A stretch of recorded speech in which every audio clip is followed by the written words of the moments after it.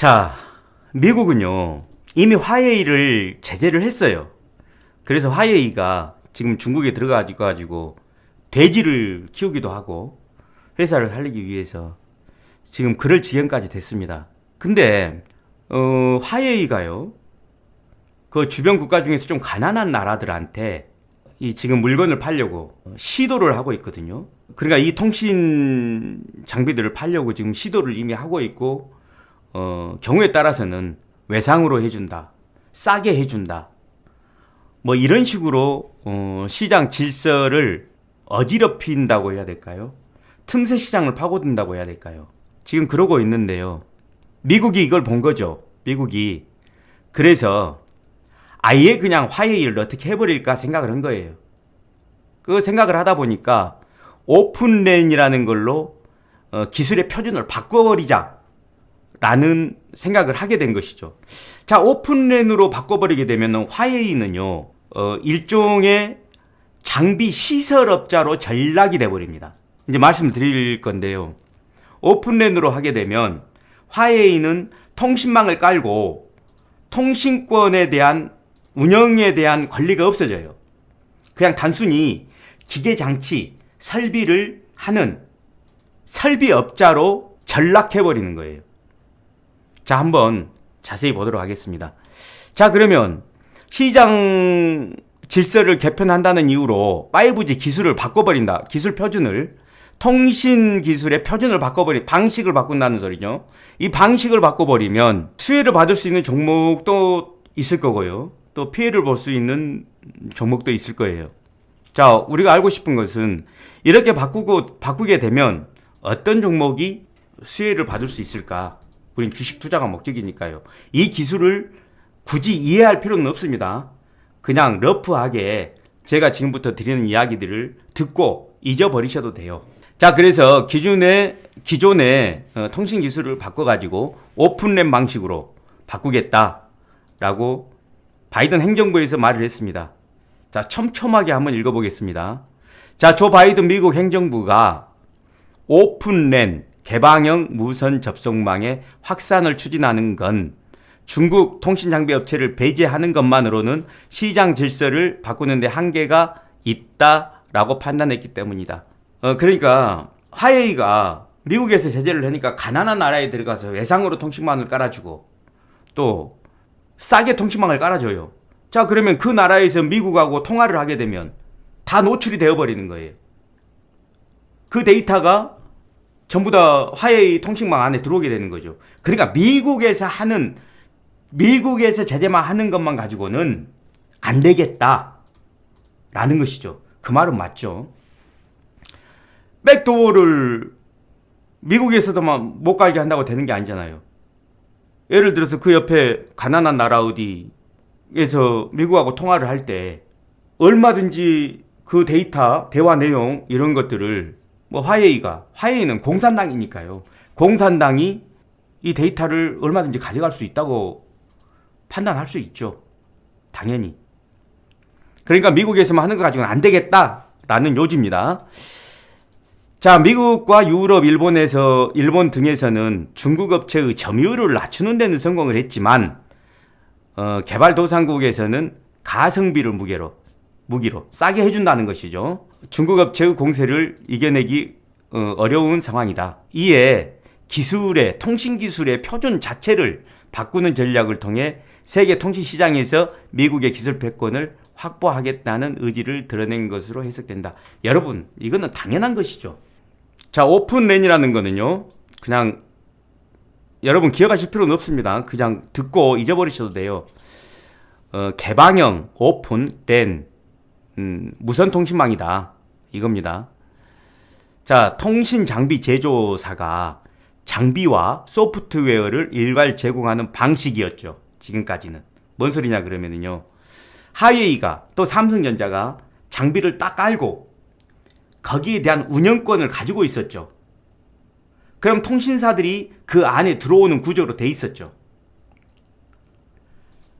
자, 이런 상황이었는데요. 이런 방식에서 벗어나 제조사는 화웨이라든가 삼성전자는 장비만 제공하고 설비만 해주고 자, 기지국 운영 프로그램은 다른 업체가 공급할 수 있도록 만드는 것입니다.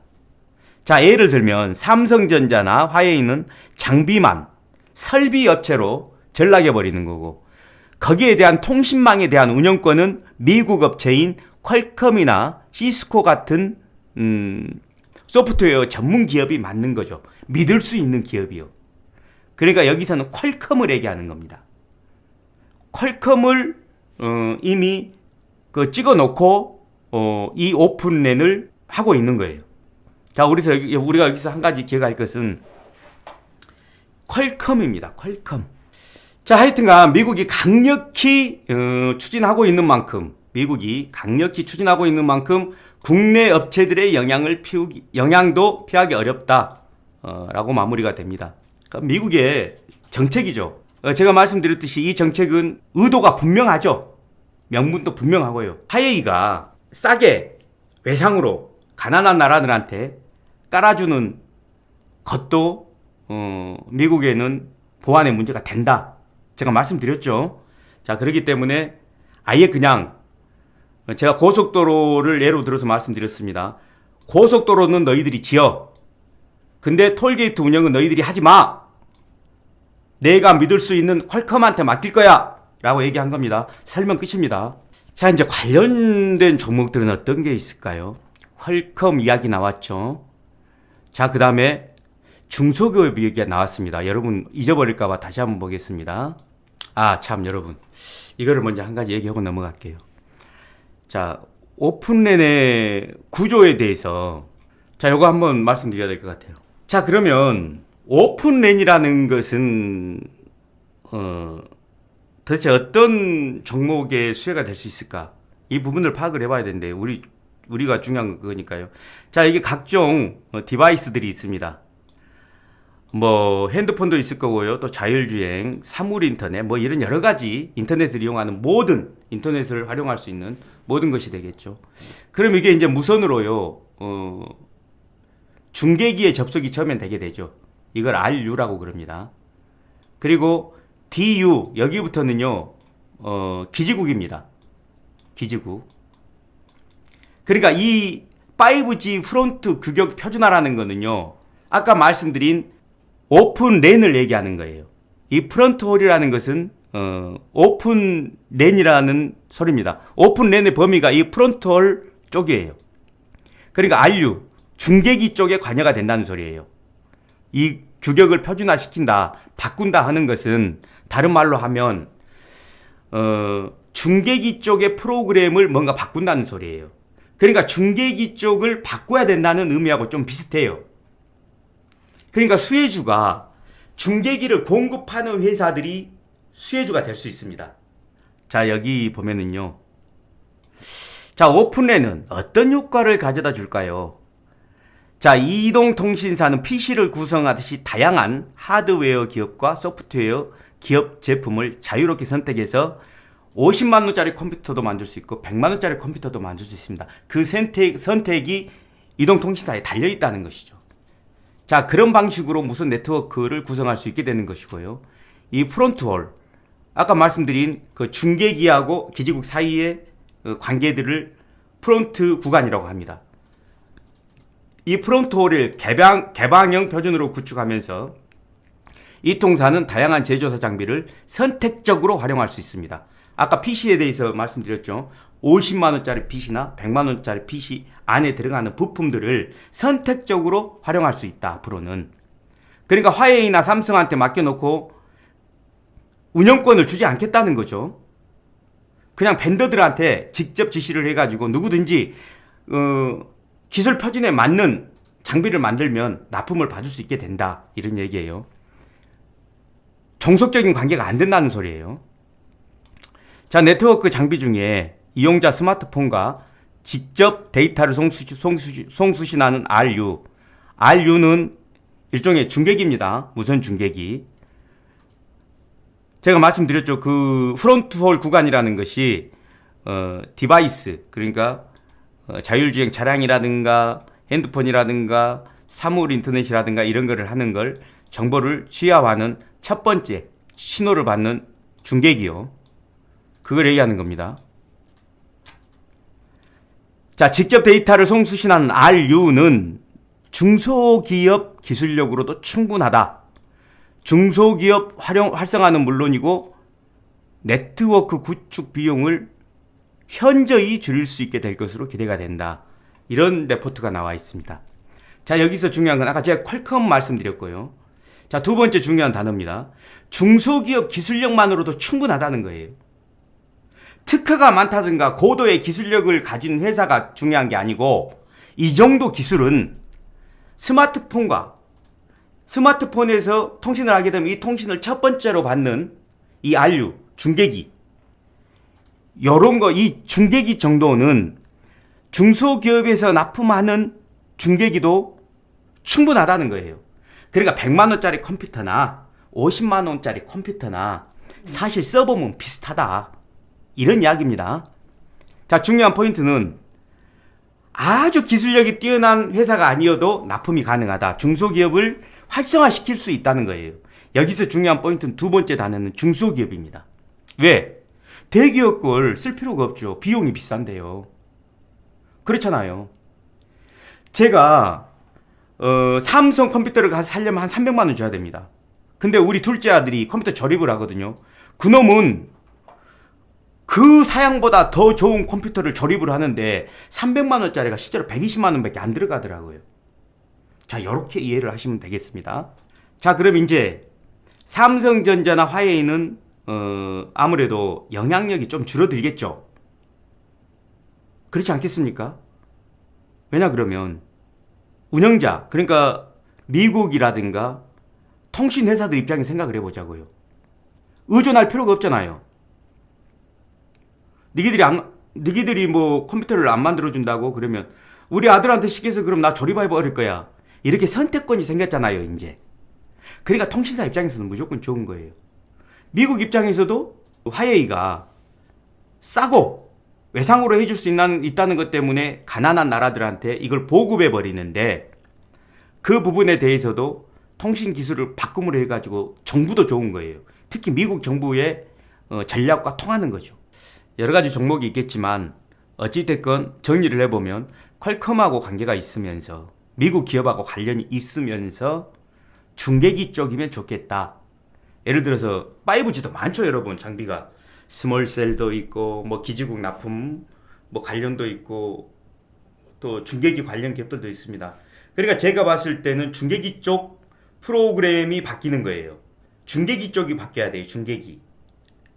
백본망 자체에 통신의 기본이 되는 이 전화사 자체를 다 드러내고 바꿀 필요는 없어요, 여러분.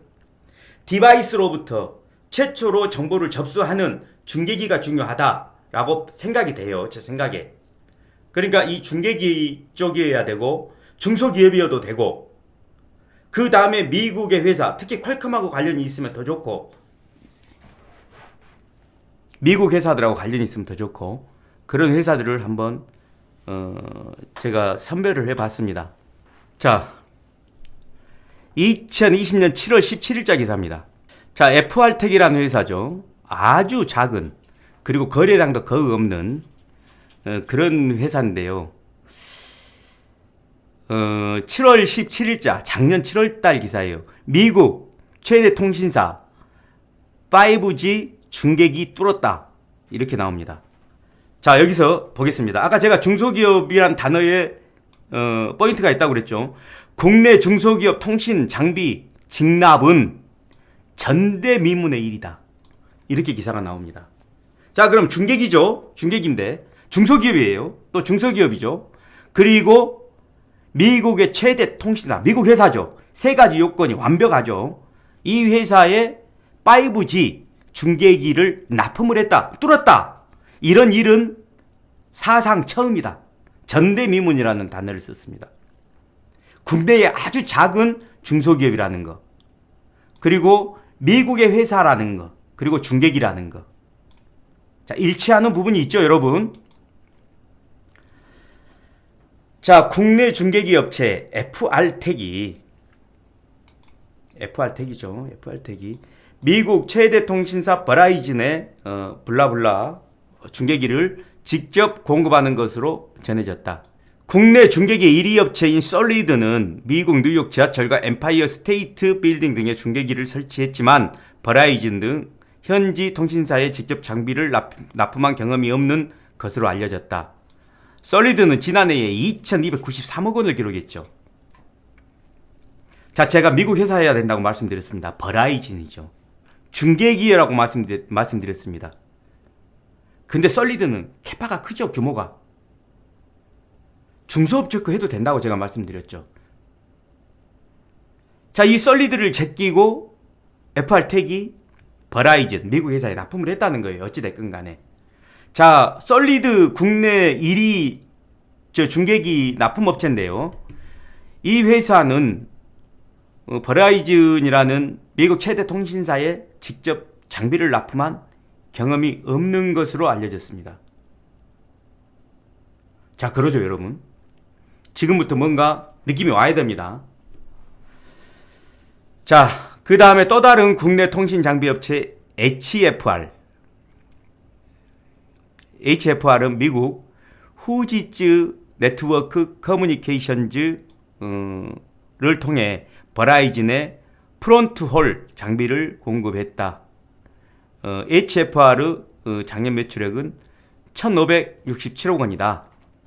자, 그럼 이 HFR 같은 경우도 미국 후지츠 네트워크를 배제하고 직접 미국으로부터 버라이즌으로부터 납품을 받을 수도 있겠죠. 자, 뭐 블라블라 이렇게 나왔는데요. 이것은 좀 오래된 기사이기 때문에 버라이즌이 28GHz하고 39GHz 대역 중계기를 언제 얼마나 투자할지는 아직 지켜봐야 한다. 이 당시 때는 그랬겠죠, 여러분. 이 당시 때는 그랬는데 이제 어제 기사에 이제 정체가 드러났죠. 목적은 뭐였냐 그러면 오픈랜으로 시스템을 전환을 하겠다는 거예요. 오픈랜은 여러분 복잡하게 생각하면 필요가 없습니다. 이거 다 기억하실 필요 없어요. 제가 말씀드렸듯이 예전에는 고속도로를 만든 놈이 화웨이가 고속도로를 만들었으면 톨게이트도 화웨이가 운영을 했는데 앞으로는 정부에서 그렇게 하지 않겠다는 거예요. 미국 정부에서. 너희들은 고속도로만 깔아라. 톨게이트 운영은 다른 내가 믿을 수 있는 퀄컴한테 시키겠다. 이것만 기억하시면 돼요, 여러분.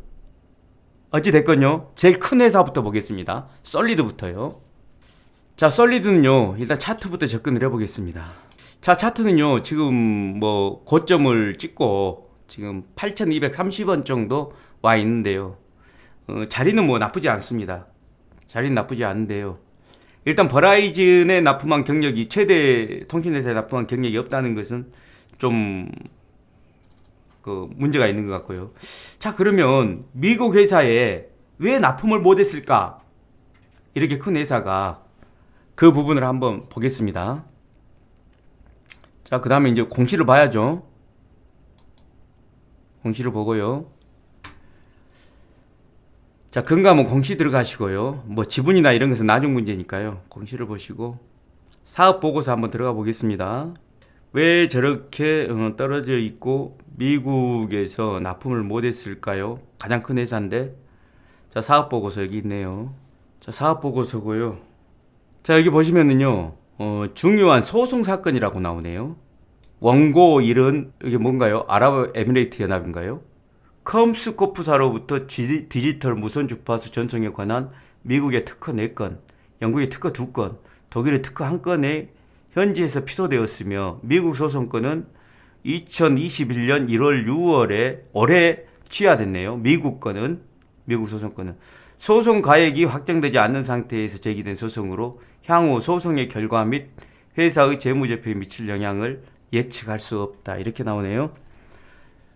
자, 보면은요, 내용은 뭔지 모르겠지만 어찌됐건 미국, 영국, 독일에서 솔리드를 포함한 또 하나의 회사가 피소를 당했어요.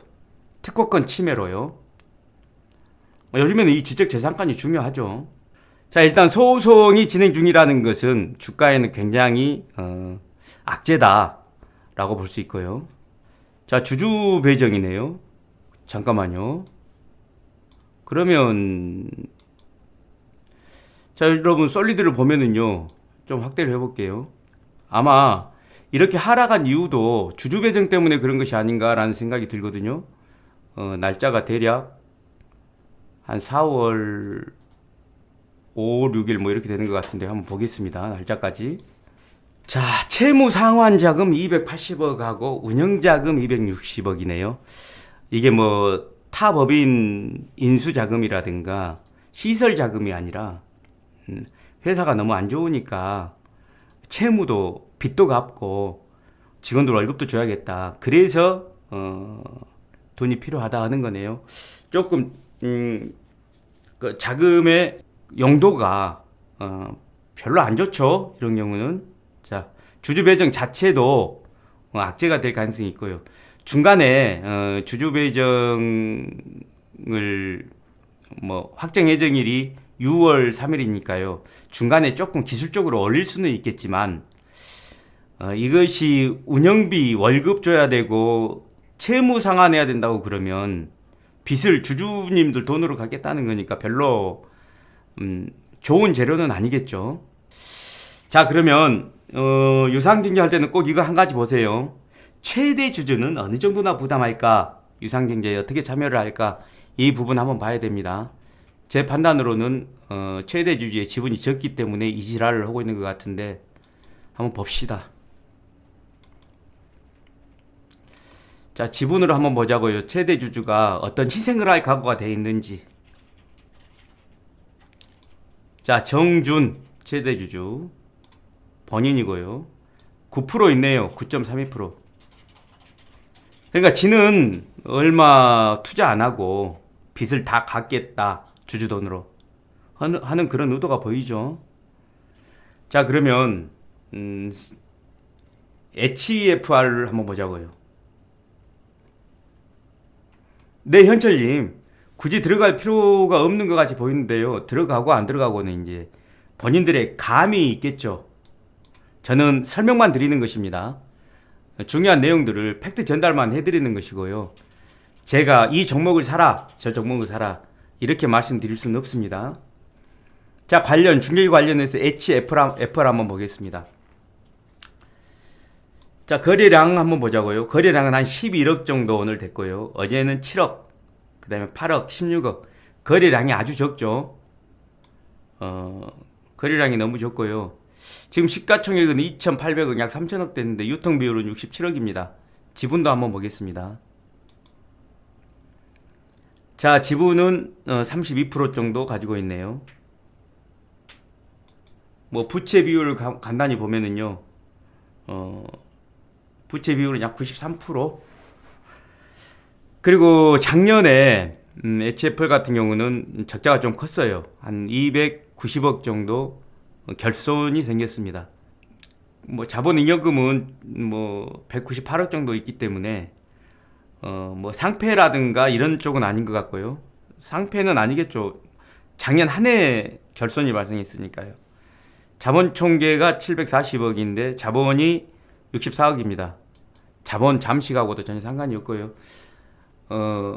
이미 결산월이 12월이니까 감사 보고서도 다 나왔을 겁니다. 직접 한번 확인해 보시고요. 100% 나왔을 겁니다. 자, 그러면 자, HFR 같은 경우는요. 일본 회사를 통해서 버라이즌에 납품을 했다고 그랬어요. 중개기고요, 당연히. 지금 중개기 쪽을 보고 있는 겁니다. 자, 자리는 좋아요. 자리는 좋은데 시가총액이 지금 2,800억 정도 하지만 일단 버라이즌에 납품을 했기 때문에 어찌됐건 중소기업이면서 버라이즌에 납품한 어떤 레퍼런스도 있고요. 자, HFR 아까 솔리드보다는 낫지 않나 라는 생각이 듭니다. 중개기 관련 회사입니다.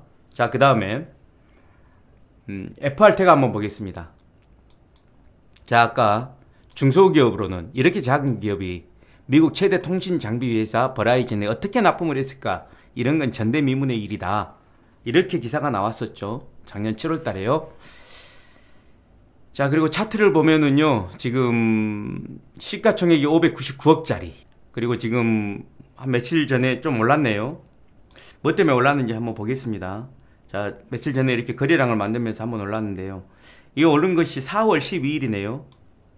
4월 12일 날 뉴스를 한번 찾아보겠습니다. 뉴스 기사로는 별 내용이 나온 게 없네요. 한번 분봉을 한번 볼까요? 4월 12일 날. 분봉이 참 희한하게 생겼네요. 이게 뭔가 매집 같네요. 자, 보이시죠, 여러분? 4월 12일 날 분봉을 봤더니 매집이 들어와 있네요. FR텍. 그러면 자, 이 중계기 관련해서는요. FR텍하고 HFR이 좀 관심이 가는데요.